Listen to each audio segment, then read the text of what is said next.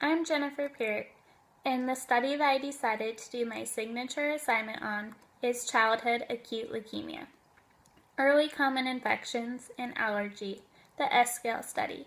Did you know that childhood acute leukemia is the most common cancer in children, accounting for approximately 1/3 of all childhood neoplasms in developed countries?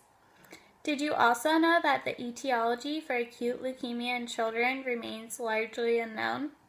This study was performed to investigate the role of infectious, environmental, and genetic factors in childhood leukemia. This study looks at demographic and socioeconomic characteristics, child environment, lifestyle, familial history of cancer, child care history, duration of breastfeeding, history of tonsillitis, otitis, upper respiratory tract infections, gastroenteritis, bronchiolitis, and other infections, history of surgical procedures for early ear, nose, throat infections, and history of asthma, eczema, and wheezing bronchitis. This study also looked at how often the child visited a farm, and whether the child had been in contact with animals at least once weekly in infancy. This study mainly focuses on acute lymphoblastic leukemia and the connections to the previous exposures as mentioned above. Just so you understand what acute lymphoblastic leukemia is, it is an unrestricted proliferation of immature white blood cells in the blood-forming tissues of the body.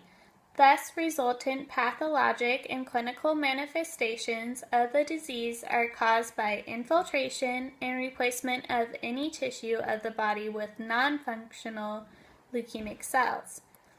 These cells never mature and accumulate in the blood and bone marrow. These immature cells prohibit the production of normal red blood cells, platelets, and leukocytes.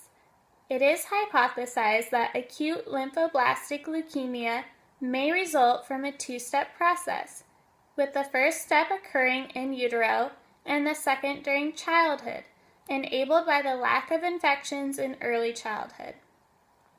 It is believed that early common infections contribute to the normal maturation of the immune system. Early common infections would protect the child against leukemia, while a situation of relative isolation would make the child more vulnerable and liable to overreact to later infections.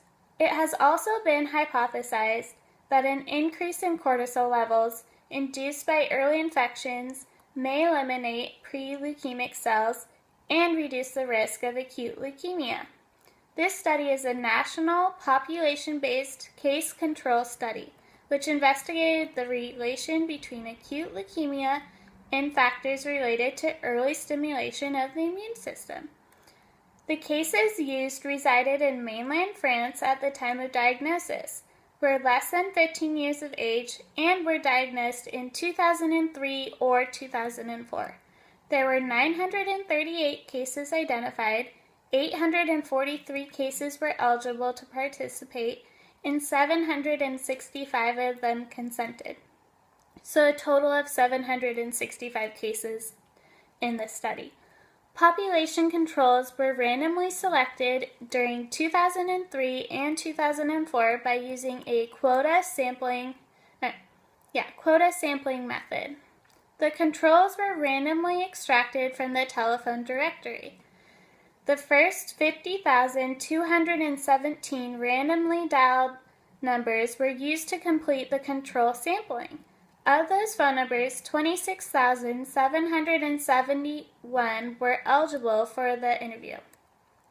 Eligibility for interview requirements are the biologic mothers present and the children were French-speaking and free of malignancy. Of the 26,771, only 2,360 were eligible and meeting those requirements, and 1,681 consented to being interviewed. The quotas were designed to make the age and gender distributions of the controls similar to the cases. The data was collected by trained interviewers by telephone. Both the cases and controls interviewed the mothers using structured questionnaires. As we already know, the questionnaire elicited information on demographic and socioeconomic characteristics, childhood environment, lifestyle, familial history of breast cancer, child care history, duration of breastfeeding, history of tonsillitis, otitis, upper respiratory tract infections, and gastroenteritis, bronchiolitis, and lower respiratory tract infections, urinary tract infections, history of surgical procedures for early ear, nose, throat infections, and history of asthma, eczema, and wheezing bronchitis. Mothers were also asked how often the child visited a farm, whether the child had been in contact with animals at least once a week in infancy.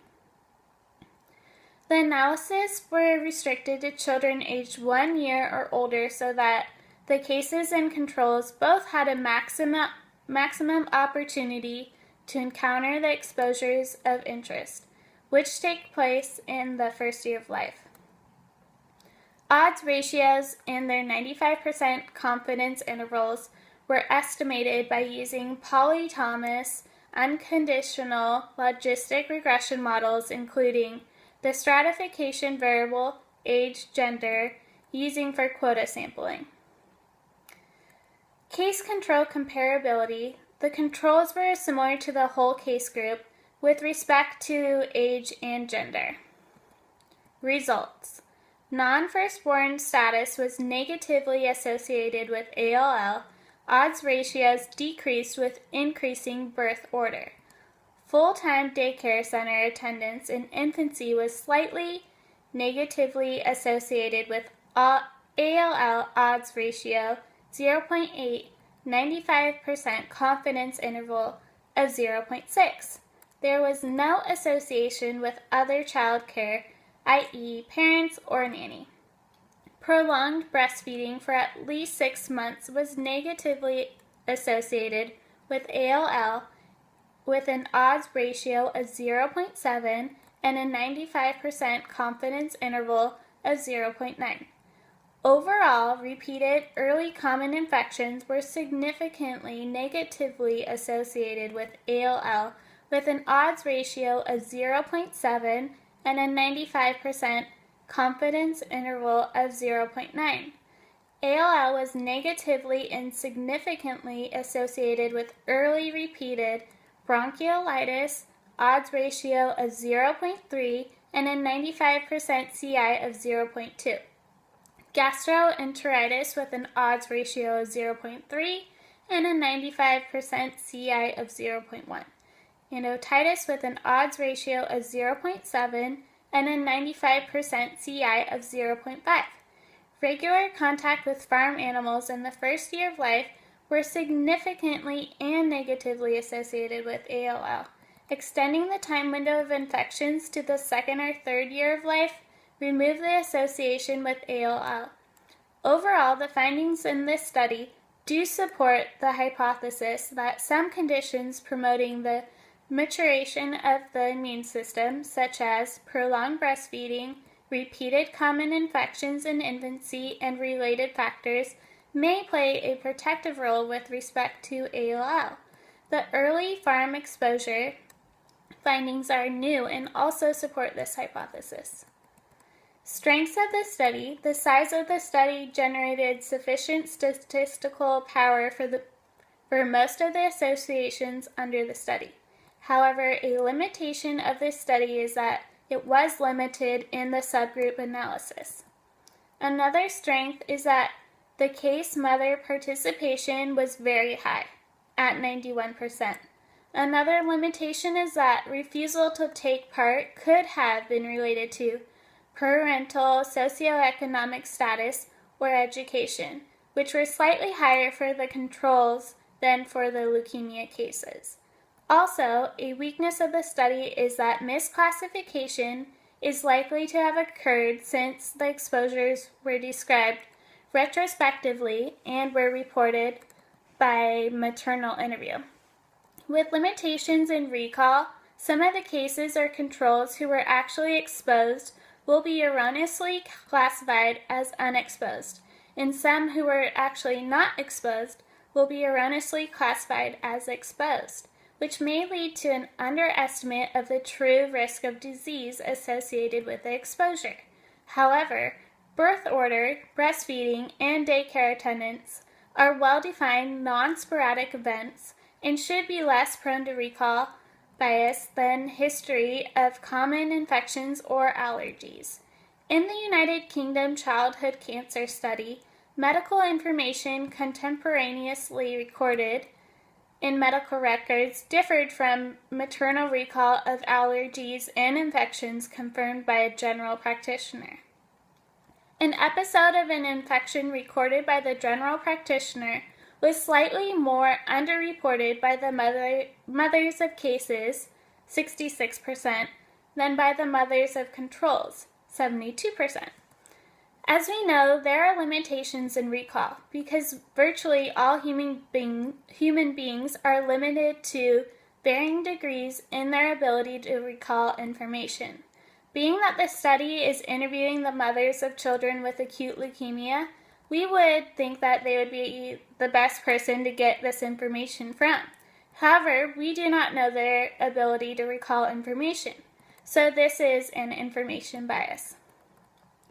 I thought this article was very interesting and informative.